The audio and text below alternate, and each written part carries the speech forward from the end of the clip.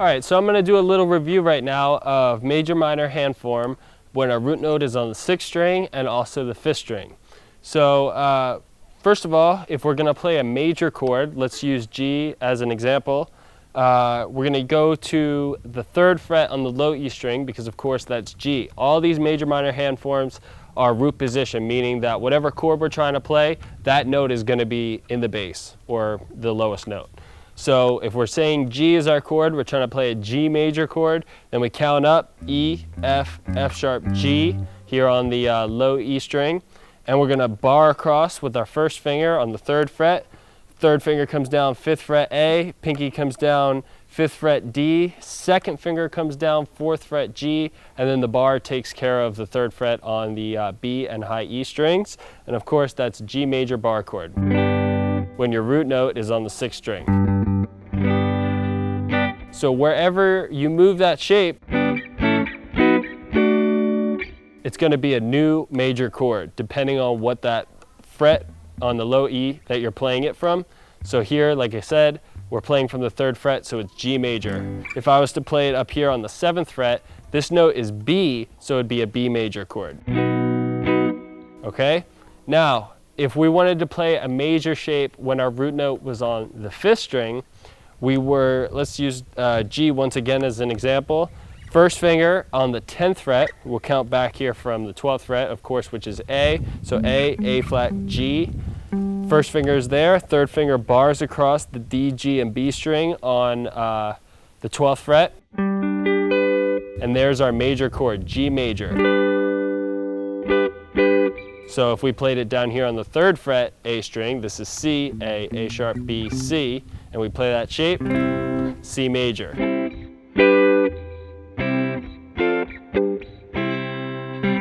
Okay, so those are your two major hand forms, when your root note's on the 6th string and when your root note's on the 5th string. Now let's look at minor.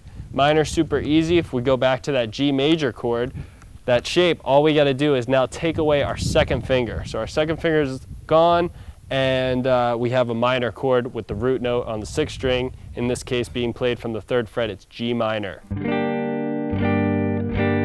And once again, the same principles apply. Wherever I move the shape on the low E string, it's going to give me a new minor chord. So if I come up here to 7, the 7th fret, it's B, B minor. One other thing I'm going to show you real quick, if you then take away your pinky, you'll have a minor 7 chord. So now this is a B minor 7 chord. It's a little bit different because now instead of having an extra octave in there, this comes back to the bar and this gives us a new note, which is a new color, happens to be the flat 7, making it a minor 7 chord. So we come back to that G, here's G minor, here's G minor 7. Making it minor 7. Okay, now let's look at it when our root note is on the 5th string. So let's use G again. We're up here on the 10th fret. And if we were to play a minor chord, it's going to look like this. First finger here on the 10th fret, 3rd finger comes down 12D, 4th finger comes down 12G, and 2nd finger comes down 11 on the B string. That first finger is going to bar across the 10th fret, so that's going to take care of our high E. So that's a minor chord when your root note is on the 5th string. In this case, we're on the 10th fret, which is G, so it's G minor. You can move it down here to the 3rd fret, and it's C minor. Now here's a similar trick. If you take that pinky away again from the minor shape, now you have a minor 7 chord, which is definitely not as dark sounding. It's still minor, but it's got a major triad in it actually, so it has a more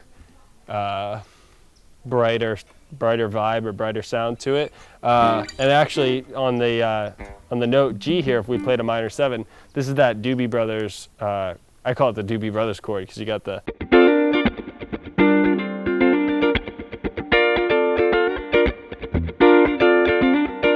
right, and it's just hammering on the 2nd and 3rd finger and keeping that bar there on the 10th fret.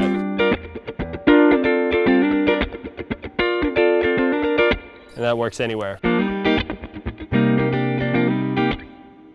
So anyway, those are the major minor hand forms when your root note is on the 6th or 5th string. How do you know what fret to play a certain chord from, you got to learn the fretboard, and we've talked about that a little bit. So I'm just going to do a quick example from the A string because that kind of lays it out closest to our alphabet. If we're starting on the A string, the 5th string here, this is of course A, and then moving up a half step is to the 1st fret is A sharp. Then the 2nd fret is B, 3rd fret is C, 4th fret is C sharp, 5th fret is D, 6th fret is D sharp, 7th fret is E, 8th fret is F. There is no, as far as we're concerned right now, there is no E sharp. There is such a thing, but it's in particular keys. Right now you want to know that 7th fret to 8th fret is E to F. Now 9th fret is F sharp, 10th fret is G, 11th fret is G sharp, and 12th fret is A. As I mentioned before, the 12th fret is the reason why most of those have either some kind of icon on it or a double dot or some kind of marker is because there's 12 notes in Western music, and that's the first time on the fretboard where the note repeats itself. So of course, open A string, the 12th fret then is also going to be A. Okay, so now counting back down in enharmonics, which means like the flat versions of the sharp, we're going to go A, and then 11th fret is A flat, 10th fret is G again, 9th fret is G flat, 8th fret is F, and F goes right to E. So just like there's no E sharp, there's no F flat. So we got F on the 8, E on the 7, E flat on the 6, D flat on 4, C on 3, C goes right to B, right? There's no B sharp, there's no C flat, so 3rd fret to 2nd fret is C to B, B flat is the 1st fret, and then you'll know you're right when you get back to the open string, and it's A.